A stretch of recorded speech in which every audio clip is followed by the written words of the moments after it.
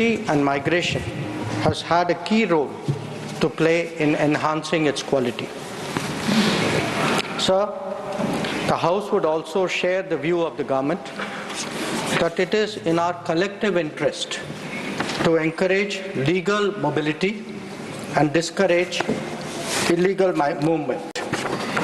In fact, illegal mobility and migration has many other associated activities also of an illegal nature. Moreover, those of our citizens who have been inveigled into illegal movement themselves become prey to other crimes. They are trapped into both moving and working under inhumane conditions. Members are aware that unfortunately there have even been fatalities in the course of such illegal migration. Those who have returned have also testified to their harrowing experiences. Mr. Chairman, sir, it is the obligation of all countries to take back their nationals if they are found to be living illegally abroad. This is naturally subject to an unambiguous verification of their nationality. This is not a policy applicable to any specific country, nor indeed one only practiced by India. It is a general accepted principle in international relations. Sir, honorable members would be aware that the process of deportation is not a new one. I repeat, not a new one, and has been ongoing for several years. I would like to share with the House details of deportation from the United States since 2009.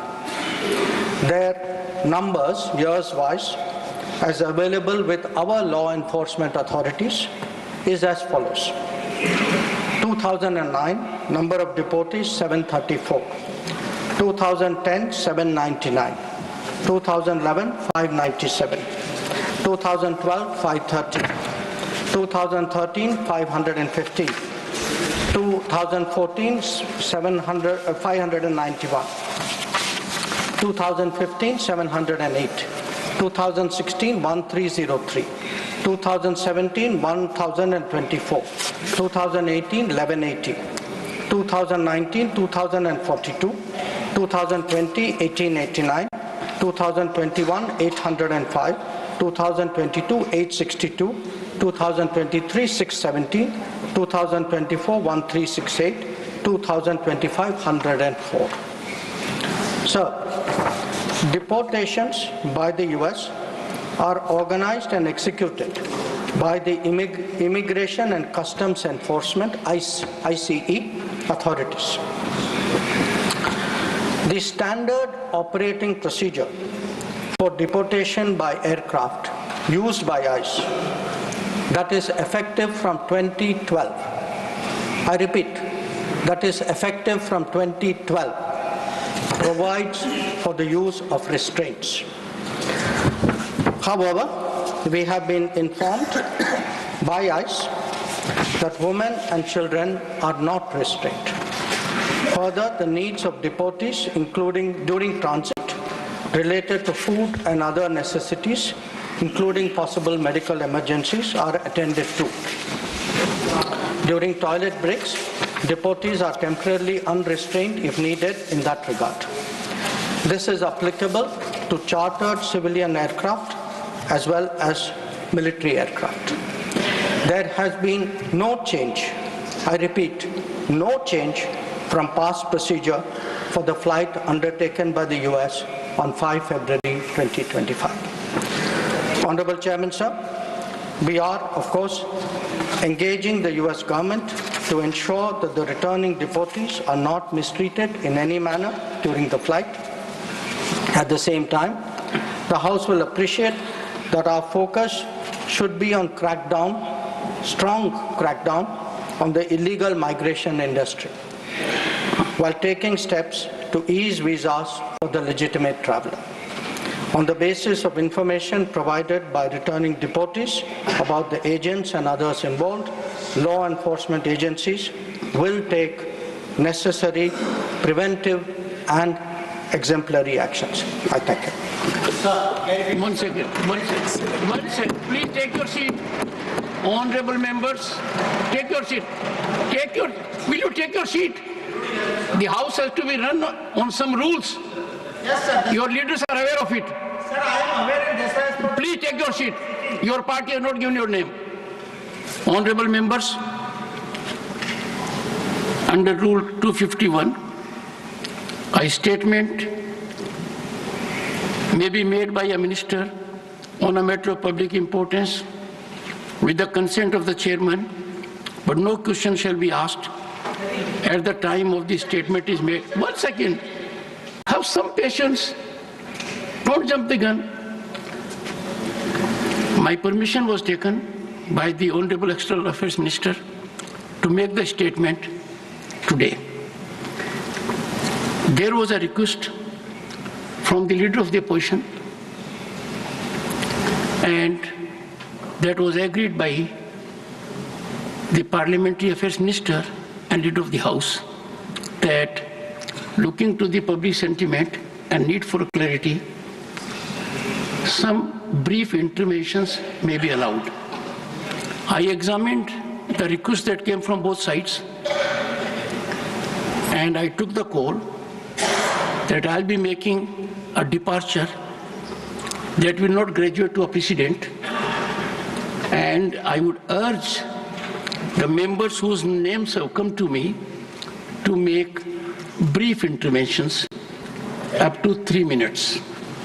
I call upon Shri Randeep Singh Surjewala. 3 minutes. शुक्रिया सभापति जी। मौजूदा विषय जो विदेश मंत्री जी ने उठाया, आज राजनीति से ऊपर उठकर भारत माँ का सीना 140 करोड़ भारतीयों का सीना छलनी है। सपने जमी पर, हाथ में हथकड़ी, पाँव में जंजीर, स्वाभिमान जो है वो धूमिल होता हुआ। सर, 4 सिंपल क्लैरिफिकेशन माननीय विदेश मंत्री जी से हैं। पहली, क्या सरकार जानती है कि 5 फरवरी को 104 भारतीयों को हाथ में हथकड़ी और पांव में जंजीरें लगाकर, जहां 19 महिलाएं भी शामिल थी, 40 घंटे की यात्रा जिसमें एक टॉयलेट, इस अमानवीय तरीके से उनको जबरन भारत भेजा गया और सरकार चुप्पी साधे रही? क्या सरकार जानती है कि 7,25,000 ऐसे भारतीय हैं जिनको अमेरिका इसी प्रकार से वहां से निकालने की तैयारी कर रहा है? क्या यह व्यवहार एक आतंकवादी या उग्रवादी का व्यवहार है भारतीयों से, या एक मानवीय व्यवहार है? इस पर क्या सरकार टिप्पणी करेगी? दूसरी क्लैरिफिकेशन, सर, कितने हजार और भारतीय हैं? हमने वो तो देखे जो हथकड़ी और जंजीरों में बंधकर आए, हमारे भाई बहन और बच्चे, पर कितने हजार ऐसे भारतीय हैं 7,25,000 में से जिन्हें अमेरिका ने डिटेंशन सेंटर में इसी अमानवीय तरीके से बंद कर रखा है, और उनके क्या हालात हैं और क्या उनको आपने काउंसलर एक्सेस दिया है? तीसरी क्लैरिफिकेशन, सर, क्या अब की बार ट्रंप सरकार नमस्ते ट्रंप पर 100 करोड़ रुपया खर्च करने वाली, उनके गले पड़ने वाली सरकार ये समझती है कि ये सब 7,25,000 भारतीय इसलिए गए कि 2 करोड़ रोजगार बार बार हर साल देने का वादा करने वाली सरकार न रोटी दे पाई, न अच्छी जिंदगी दे पाई, और मजबूरन पत्नी के गहने रहन करके 1-1 एकड़ जमीन बेचकर अपना मकान गिरवी रखकर ये लोग वहां गए? अब इनके बारे में सरकार क्या करेगी? चौथी clarification, sir, I'll close it then. Thank you. क्या सर, ओनली लास्ट क्लैरिफिकेशन, जब कोलंबिया जैसा छोटा सा मुल्क और उनकी राष्ट्रपति लाल आंख दिखाकर अमेरिका को अब उनके नागरिकों को बेइज्जत और अपमानित करने के बारे में उनको सही मार्ग दिखा सकते सकता है तो आप क्यों नहीं? क्योंकि तब जब 1993 में जब हमारे एक डिप्लोमेट के साथ, सर एक line sir, one line sir, you made your point, sir, one line. Sorry, With due regards, sir, just one line. 1 second. I made a departure, Yes. believing in everybody's commitment. Sir, I defer to everything. Sir, no, just one line. No. No. Shri Tiruchi Shiva, I will not. Please, take your seat. You have never done. For a change, obey the chair. Please, for a change. It will be the first of the kind from Shri Tiruchi Shiva. Please. Tiruchi ji, nothing is going on record. Shri Tiruchi Sharma, Shri Tiruchi Shiva. Thank you, Chairman, sir. What is this? You are a senior man and still doing it. Can there be a more abuse of a privilege extended? Thank you, Chairman, sir. Sir, thank you. Shri Tiruchi Shiva. Sir, it is not. Sir, it is intervention. At anyone. The honorable member has misunderstood. It is intervention. Please go ahead. Sir, honorable member has asked clarification. I said I allowed interventions. He can ask. Please go ahead. Chairman, sir, I said it is not pointing fingers at anyone. Just we need some clarifications. We accept that what the External Affairs Minister told, that it is an ongoing process. The deportation of illegal migrants have been happening. But what we have heard now is that the way they have been sent is not in a proper manner.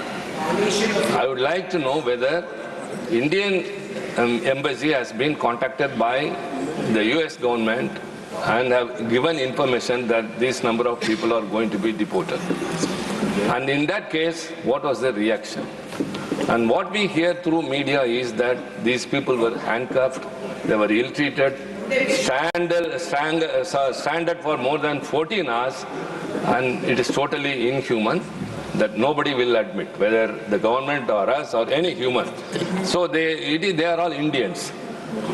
First of all, the deportation should happen in a proper manner. Why it should be an Air Force flight where there will be less comforts, we know very well. And what steps our government has taken, if at all it has been informed, to deport them. How many women were there? How many children were there?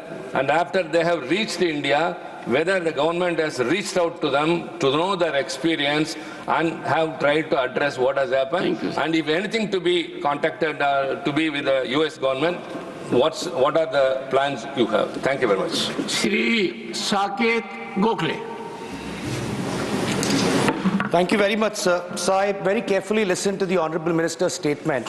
What baffles me is that the Minister seemed more focused on defending the US deportation policies than the interest of our own citizens.